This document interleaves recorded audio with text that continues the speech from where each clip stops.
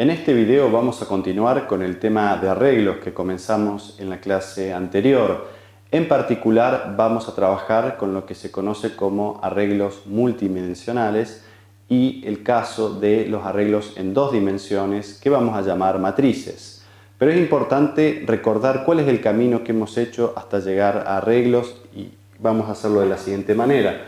Recordemos que lo primero que trabajamos fue con el concepto de variables, que era un espacio en la memoria donde podíamos almacenar un tipo de dato, como ser un entero, un flotante o un carácter, y eso nos permitía almacenar un único valor. En la clase pasada conocimos los arreglos, que nos permitió de alguna manera extender esa área para almacenar información a múltiples lugares donde podemos ahora guardar estos valores. Por ejemplo, si quisiéramos guardar valores, podríamos guardar valores enteros, y esto lo conocemos como arreglos. Los arreglos tienen dimensiones y necesitamos, para acceder a cada uno de los casilleros o sus elementos, un índice, el cual comienza con 0 y va creciendo hasta llegar a la dimensión del arreglo -1. En este video vamos a extender el concepto de arreglo unidimensional al concepto de arreglo bidimensional. Para eso vamos a pensar que nuestro arreglo ya tiene dos dimensiones, vamos a hablar de filas y de columnas, por lo tanto en este caso vamos a extender este arreglo a dos dimensiones, por ejemplo trabajando con tres filas. Vamos a tener ahora la fila 0, la fila 1 y la fila 2, a lo que se suman las columnas, que en este caso son 4 y van de 0 a 3. De esta manera, para localizar o identificar un espacio donde vamos a guardar un elemento, como puede ser un valor entero, necesitamos trabajar con dos índices. Vamos a tener que indicar, por ejemplo, cuál es la fila y cuál es la columna donde queremos acceder para leer o escribir, por ejemplo, un valor. Este caso lo vamos a analizar a través del siguiente ejemplo. Vamos a trabajar con el siguiente ejemplo donde tenemos un arreglo, en este caso un arreglo que va a tener una cantidad de filas, las cuales están definidas por una constante, que es la constante alumnos, y en este caso nos va a decir cuántos alumnos queremos tener calificaciones. Vamos a suponer en este caso que son solo 4 alumnos. Y en este caso el arreglo va a tener dos columnas, una para almacenar la cantidad de puntos que tiene el alumno de los TPs y la otra la cantidad de las evaluaciones conceptuales. En verdad la primera columna se usará para las evaluaciones conceptuales y la segunda para los TPs. Fíjense que una vez que declaramos entonces el arreglo, lo hacemos definiendo la cantidad de filas y la cantidad de columnas. Y a continuación lo que hacemos es ingresar los datos por teclado y recorrer cada uno de los elementos que tiene este arreglo, lo cual lo haremos a través de un for que nos posicionará en cada fila, y luego a través de los mensajes, en este caso de ingresar el total de puntos de las evaluaciones conceptuales primero, en este caso esa información irá almacenada en la columna 0, mientras que la cantidad de puntos de los TPs irá en la columna 1, y luego simplemente mostrar los valores que tiene cada columna. Veamos este ejemplo entonces, cómo funciona, y dado que son 4 alumnos, vamos a considerar los 4 casos que se pueden dar, en general en cuanto a calificaciones. Vamos a suponer que el alumno 0 no alcanzó los 40 puntos ni para las EC ni para las TP, podemos considerar entonces 20-20 ese caso. Vamos a considerar que el segundo alumno sí alcanzó los puntos para los TP, por lo tanto puede tener 20 y 40. El tercer alumno en este caso, el número 2, podría tener 40 puntos en las EC y 20 en las TP. Y finalmente el último alumno, supongamos el caso que sí alcanza al menos los 40 puntos en cada uno. Y esto entonces lo vemos en el mensaje que nos imprime en pantalla, donde vemos los distintos valores que alcanzó el alumno.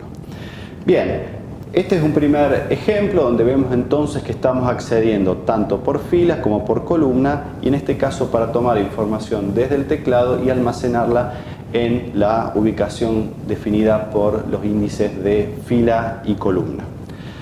Si modificamos este ejemplo, quizás lo que más nos interesa es conocer la condición del alumno, que sabemos que depende, en este caso, de los valores de los TPs y de las EC, en este caso, de la información que tenemos en las columnas.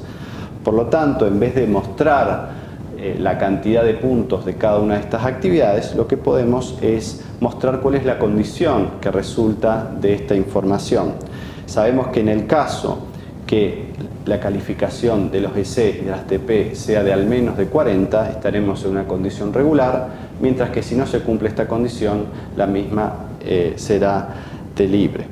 Veamos entonces el mismo caso que hicimos recién. Vamos a compilar este ejemplo, lo ejecutamos y consideremos los tres casos que vimos. Entonces 20-20 para el primero, podemos pensar en 20-40 para el segundo, 40 y 20 para el tercero y finalmente aquel que alcanza al menos los 40 puntos, y efectivamente la condición que hemos planteado nos permite saber si el alumno está regular o libre.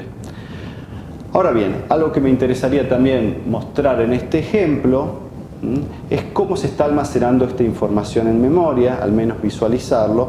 Por lo tanto, voy a hacer una pequeña modificación a nuestro ejemplo para poder cumplir con esta tarea. Fíjense que ahora, en vez de ingresar estos valores por teclado, lo que he hecho es cargar estos valores directamente en el arreglo al declarar el mismo. Recuerden que esto se llama inicializar el arreglo, es decir, que no hace falta, en este caso, cargar los valores, porque estos valores son cargados directamente en el programa. Por supuesto que esta no es una práctica recomendada cuando uno quiere tener un programa que tome valores del teclado, pero lo hago simplemente porque de esta manera voy a poder mostrarles cómo visualizar esto en memoria a través de una herramienta que se conoce como Python Tutor, pero tiene también un soporte para lo que es C++.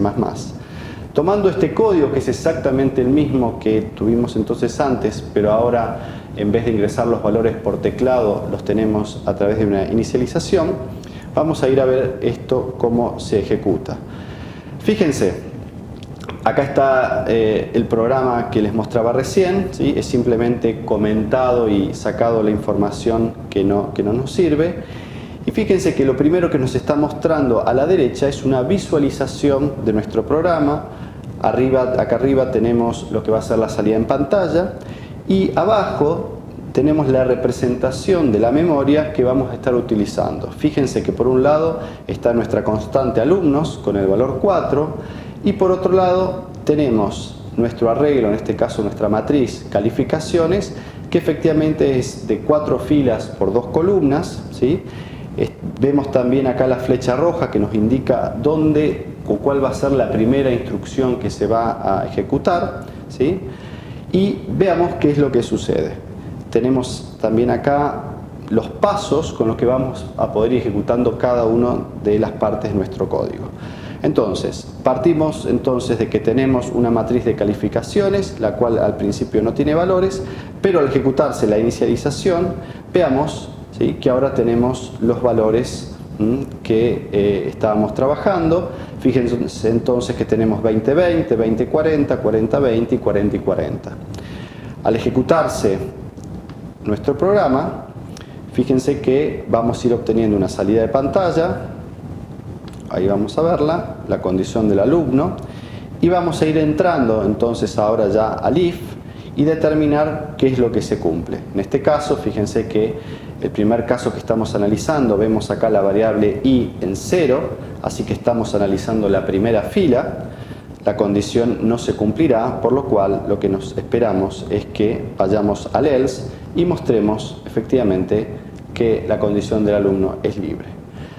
Podemos seguir ejecutando esto paso a paso. Fíjense cómo la flecha nos va llevando por cada una de las instrucciones de nuestro código.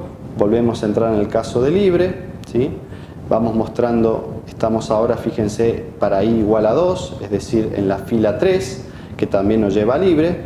Y finalmente vamos a ir al caso donde i pasa a valer 3, esto lo vemos acá, vamos a estar, para i3 estamos en la fila 4, y en ese caso vamos a ver que la condición que tenemos en el if se cumple, por lo cual entramos entonces a mostrar el mensaje que regular, y finalmente nuestro programa finaliza, obteniendo la misma salida que teníamos antes, pero ahora lo hemos hecho de otra manera a los fines de poder usar esta herramienta y visualizar exactamente cómo accedemos y trabajamos con el arreglo.